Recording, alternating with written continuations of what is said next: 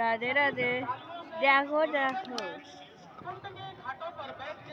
রাধে রাধে, হরি বল। একাদশীর দর্শন।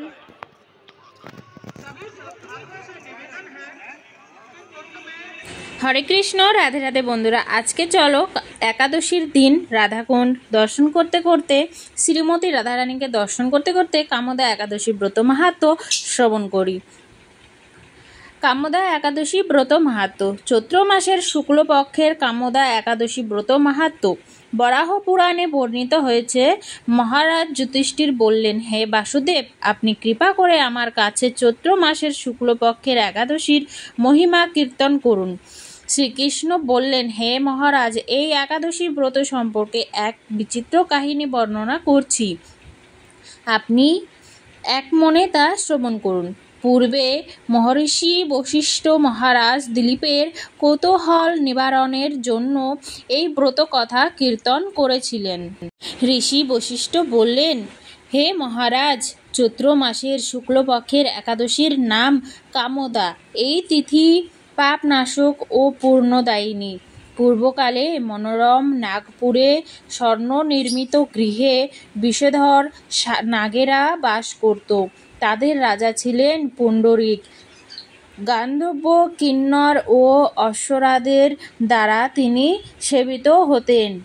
সেই পুরী মধ্য অপ্সরা শ্রেষ্ঠ ললিতা ও ললিত নামে গন্ধর্ব স্বামী স্ত্রী রূপে ঐশ্বর্যপূর্ণ এক গৃহে পরম সুখে দিন যাপন করত। একদিন পুণ্ডরিকের রাজসভায় ললিত একা গান করছিল। এমন সময় ললিতার কথা তার মনে পড়ল। ফলে সঙ্গীতের স্বর, লয়, তাল, মানের বিপর্যয় ঘটল। কর্কটে নামে এক নাগ ললিতের মনোভাব বুঝতে পারল। গানের ছন্দভঙ্গের ব্যাপারটি সে পুণ্ডরিক রাজার কাছে জানালো। তা শুনে সর্পরাজ ক্রোধ ভরে কামাতুর ললিতকে, রে দুর্মূর্তি, তুমি রাক্ষস হও বলে অভিশাপ দান করল। সঙ্গে সঙ্গে সেই ললিত ভয়ঙ্কর রাক্ষস মূর্তি ধারণ করল। তার হাত 10 যোজন বিস্তৃত, মুখ পর্বত গুহাতুল্য, চোখ দুটি প্রজ্বলিত আগুনের মতো, ঊর্ধ্বে 8 যোজন বিস্তৃত প্রকাণ্ড এক শরীর সে লাভ করল। ললিতের এইরকম ভয়ঙ্কর রাক্ষস শরীর দেখে ললিতা মহা দুঃখে চিন্তায় ব্যাকুল হলেন। স্বেচ্ছাচারী রাক্ষস ললিত দুর্গম বনে ভ্রমণ করতে লাগলো। ললিতা কিন্তু তার সঙ্গ ত্যাগ করল না। ললিত নির্দয়ভাবে মানুষ ভক্ষণ করতে, এই পাপের ফলে তার মনে বিন্দু মাত্র শান্তি ছিল না। পতির সেই দুরবস্থা দেখে ব্যথিত চিত্তে রোদন করতে করতে ললিতা গভীর বনে প্রবেশ করল। একদিন ললিতা বিন্ধ্য পর্বতে উপস্থিত হলো। সেখানে ঋষি শৃঙ্গ মুনির আশ্রম দর্শন করে মুনির কাছে হাজির হলো। তার চরণে প্রণাম করে সেখানে দাঁড়িয়ে রইল। মুনিবর জিজ্ঞাসা করলেন, হে সুন্দরী, তুমি কে, কার কন্যা, কি কারণেই বা এই গভীর বনে এসেছ, তা সত্য করে বলো। তদুত্তরে ললিতা বলল, হে প্রভু, আমি বীরধন্যা গান্ধবের কন্যা। আমার নাম ললিতা। আমার পতির পিশাচত্ব দূর হয় এমন কোনো উপায় জানাবার জন্য এখানে এসেছি। তখন ঋষি বললেন, চৈত্র মাসের শুক্লপক্ষের কামদা নামে যে একাদশী আছে, তুমি সেই ব্রত যথাবিধি পালন করো।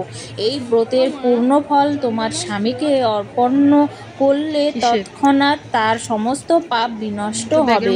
বশিষ্ঠ ঋষি বললেন, হে মহারাজ দিলীপ, মুনির কথা শুনে ললিতা আনন্দ সহকারে কামদা একাদশী পালন করল। তারপর ব্রাহ্মণ ও বাসুদেবের সামনে পতির উদ্ধারের জন্য আমি যে কামদা একাদশীর ব্রত পালন করেছি, তার সমস্ত ফল আমার পতির উদ্দেশ্যে অর্পণ করলাম।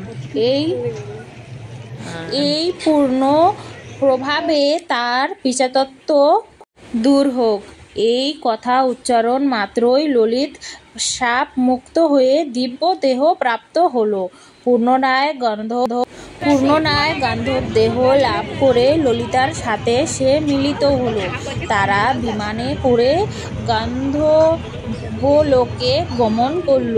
হে মহারাজ দিলীপ, এই ব্রত যত্ন সহকারে সকলের পালন করা কর্তব্য।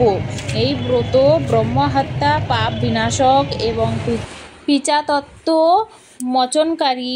এই ব্রত কথা শ্রদ্ধাপূর্বক পাঠ ও শ্রবণে বাজপেয়ী যজ্ঞের ফল লাভ হয়।